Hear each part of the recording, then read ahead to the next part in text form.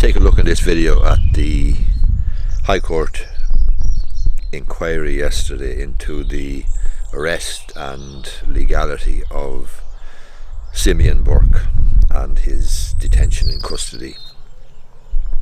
He has a district court hearing coming up on Monday of next week dealing with a public order offence arising from the antics in the Court of Appeal a few weeks ago.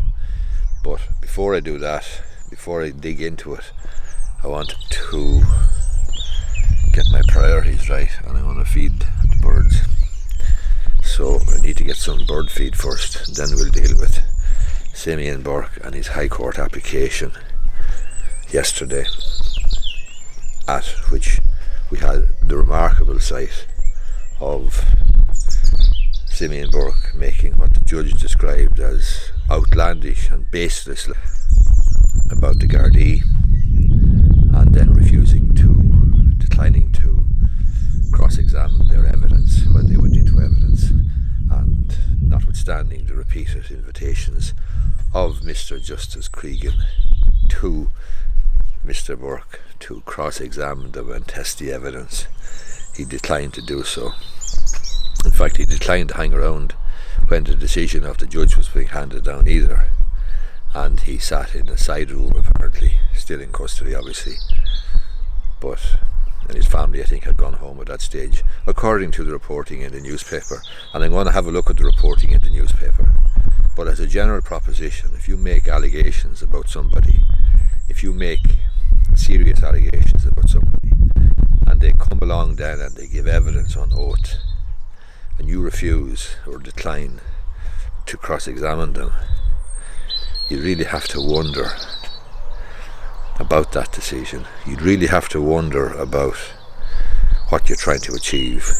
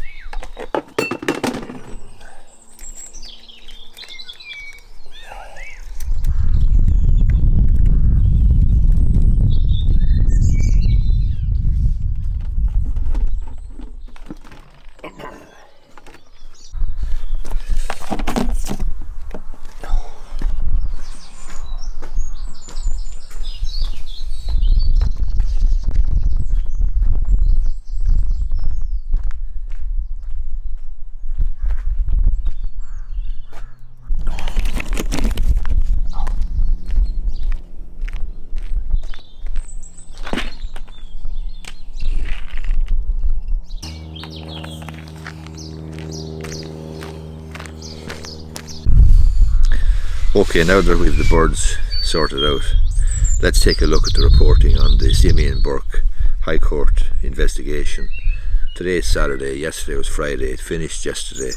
Justice Cregan, I think it was, who presided over the court and the investigation into the lawfulness of the detention and indeed arrest of Simeon Burke arising from the incident at the Court of Appeal. In any case, Simeon Burke is facing a district court prosecution on Monday of next week in Cloverhill District Court for its public order offence, basically for resisting arrest and being aggressive and so on towards the Gardaí on that occasion when he was dragged out of the court by the Gardaí, and obviously there was a lot of behaviour which Mr. Justice Cregan has described as outrageous. Mr. Justice Brian Cregan, he said that Simeon Burke made wild and unfounded allegations against the Gardaí. He has decided that he's lawfully detained on a public order charge, and his trial on that charge next Monday can proceed. Mr. Justice Brian Cregan delivered a lengthy judgment on Friday evening. I'm relying on the reporting, for your information, of Mary Carolan in the Irish Times. I also follow Orla O'Donnell of RTE, and I follow both of them on Twitter, and Mary Carolan has done an excellent service there in covering these matters in the last while, because following her tweets you're obviously bang up to date in what's going on in the court and so on, and then obviously she writes the articles in the Irish Times and summarises the whole situation. But it's Mary Carolan I'm relying on today. Just Mr. Burke and members of his family were removed from the Court of Appeal by Gardaí that day after the disruption of the delivery of the Court of Appeal judgment dismissing teacher Enoch Burke's appeal over orders requiring him to stay away from Wilson Hospital School pending a disciplinary. That was the major, or the infamous kerfuffle, as it were, where Simeon Burke was dragged out, and I think Enoch Burke was holding on to a bench in the Court of Appeal, and some of the others were removed forcibly as well. But Simeon Burke was arrested and he was charged with a public order offence. He declined to take up bail, and he argued that the process which led to his arrest and detention was unlawful. On Friday, following an inquiry sought by Mr. Burke under Article 40 of the Constitution, Mr. Justice Cregan says that it goes without saying that it was disgraceful the way that the Burke family behaved in such a way in the Court of Appeal on March the 7th. It was even more astonishing, he said, that Amy Burke, a qualified solicitor and officer of the court, and Simeon Burke, a graduate of the King's Inn, should behave in such a way in any court. He said that Mr. Burke's conduct during the hearing of the inquiry into her brother's detention, rather Miss Burke's conduct, was completely unacceptable. Mr. Burke himself had refused to engage with his own inquiry and had constantly repeated the mantra the inquiry was not being conducted in accordance with law and the Constitution. Mr. Burke, he noted, could walk out of jail this evening, but said he could not do so.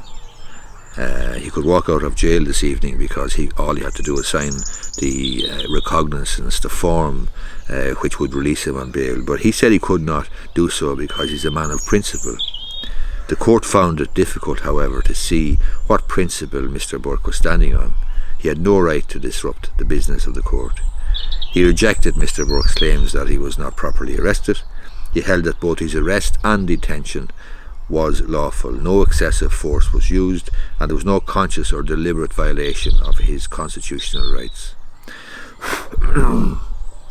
About 12 Gardaí had made statements about the events of March the 7th, and their evidence about the circumstances of the arrest and detention of Mr. Burke told a different story, the judge said. Mr. Burke had been described as highly aggressive and abusive towards Gardaí, to have made obscene statements about transgenderism, and to have been totally frantic when a Garda was attempting to handcuff him. The Garda evidence said was that they had complied with the law in their dealings with Mr. Burke, the judge said. It was completely unacceptable for Mr. Burke to make wild and unfounded allegations the Gardaí were telling lies. It was also completely unacceptable the Gardaí were called to give evidence, and then Mr. Burke simply refused to cross-examine them. He had, at his own request, Mr. Burke, he was not in court for the ruling at 6 p.m. on Friday, and remained in another courtroom with a prison escort. His sister, or his parents, Sister Amy and brothers Isaac and Josiah, who were in court earlier, had absented themselves deliberately for the ruling, the judge was told. Mr. Burke has been in detention in Cloverhill Prison since March the 7th, pending his district court trial on Monday on the public order charge. This inquiry, which opened on Thursday, saw Mr. Burke make submissions over 3 hours, arguing that he was entitled to an order for release. Seamus Clark, senior counsel for the governor of Cloverhill Prison, argued that the detention was lawful. When the inquiry returned just after 10:40 a.m. on Friday, Amy Burke made submissions for some 2.5 hours, arguing it was not being run as required by the Constitution. She argued her brother had been disadvantaged in being misdirected into making his arguments first, and maintained the governor was obliged to go first to defend the detention. The judge ruled against Miss Burke around noon, but she persevered for a further hour with similar arguments, to the mounting exasperation of the judge. Just after 1 p.m, the judge said that in 30 years in this business he had never seen a solicitor conduct themselves as she had, and had never been harangued in such a fashion. When the judge asked Simeon Burke about his position, Mr. Burke said the Article 40 procedure was laid down under the Constitution and the judge's duty was to follow it. The judge said he was carrying out his duty, and noted the Burkes had by then made the same complaint about the procedure some 34 times. He told Mr. Burke he's a student in the King's Inns. I have no doubt you have a great future as a barrister in front of you, but the inquiry must proceed as the court ruled. When Mr. Burke said the judge did not get to change the Constitution, the judge said that judges of the High Court had a right and duty to interpret the Constitution, and the inquiry would proceed. The court rose until 2:15, when the inquiry proceeded without any active participation by Mr. Burke. When asked did he want to call or cross-examine witnesses or make submissions, he repeatedly replied the inquiry was not in accordance with the law and the Constitution. The judge then watched the CCTV footage of the events on the March the 17th at the Court of Appeal, including footage of Mr. Burke being dragged out of the court and put into a Garda car. The judge also heard evidence from Garda Conor O'Dwyer and Garda Michael McGrath, both attached to the Bridewell Garda station, who were among the Gardaí involved in removing Mr. Burke from the Court of Appeal. Garda O'Dwyer said he asked Mr. Burke numerous times to leave the courtroom, but Mr. Burke refused. He said he told Mr. Burke outside he was arresting him on a charge under the Public Order Act, and that Mr. Burke was kicking and shouting and making obscene remarks about transgenderism. Garda McGrath said removing Mr. Burke was a fairly tough task. Asked by Mr. Clark whether he ripped the buttons from Mr. Burke's shirt, Garda McGrath said it was a very dynamic situation with little time for discussion. The level of force was proportionate to what we were meeting, which was pure obstruction on a level I have rarely seen before. One of the notable features of this case, though, and of the hearing yesterday, is that Mr. Burke has made these allegations about the Gardaí, and then, given the opportunity to cross-examine the Gardaí, declined to do so.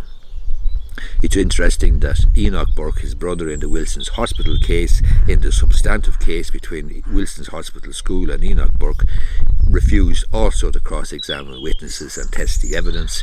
The former principal, for example, Niamh McShane, and I think it was 3 other witnesses, were unmolested, as it were, from a cross-examination perspective. Their evidence was given unchallenged because Enoch Burke was outside the courtroom and did not cross-examine them. Moreover, he had summoned his own witnesses, the religious persons involved, who were in attendance in the High Court for a number of days, and they were not cross-examined by Mr. Burke either. It's unusual and it's bizarre, quite frankly, that you will get into a litigation situation in law which is by definition an adversarial process, and that you'll make allegations about certain individuals, and then when those individuals give evidence, you don't cross-examine them, you don't test the evidence, you don't put your version of events to them, you let their evidence go unmolested, uncontested. Let me just posit a hypothesis to you. Let's say that the district court hearing or trial goes ahead on Monday next in the public order offence against Simeon Burke, and I gather from previous reporting of this case that there's going to be 5 witnesses for the prosecution. Those witnesses will be Gardaí. Those Gardaí will give evidence about the arrest, charge and caution, and about the various activities and behaviour that led up to the arrest on that particular occasion. Let me ask you this: if those 5 Gardaí give evidence on oath in court, and if Simeon Burke refuses to cross-examine them, what is the judge supposed to do in circumstances where there's a conflict of evidence? Simeon Burke may well make a submission and say, I didn't do that and I was insulted and abused, etc., by the Gardaí. the Gardaí go into evidence and give evidence on oath. If the Gardaí are not cross-examined, if their evidence is not challenged or contested, what is the judge, the district court judge, going to do? I have no idea, but you can make up your own mind. You can guess. And if you're a legal person, you'll understand that if evidence is untested and unchallenged, well then it's generally accepted. So it will be interesting to see whether he cross-examines the Gardaí on Monday in the district court. He didn't do it yesterday, and his brother Enoch didn't do it either in his case. As I say, it's an unusual situation. Law, by definition, is an adversarial process. It involves different versions of offence, different opinions, different narratives, different evidence, and it involves testing the evidence. It involves you taking your witnesses through your evidence. It involves you making submissions and assertions, but it also involves you testing the evidence of the other side, who are going to, by definition, provide a different story, a contrary narrative to yours. Anyway, hope you find this video useful. If you do, I'd appreciate if you gave it the thumbs up down below. Thanks a lot.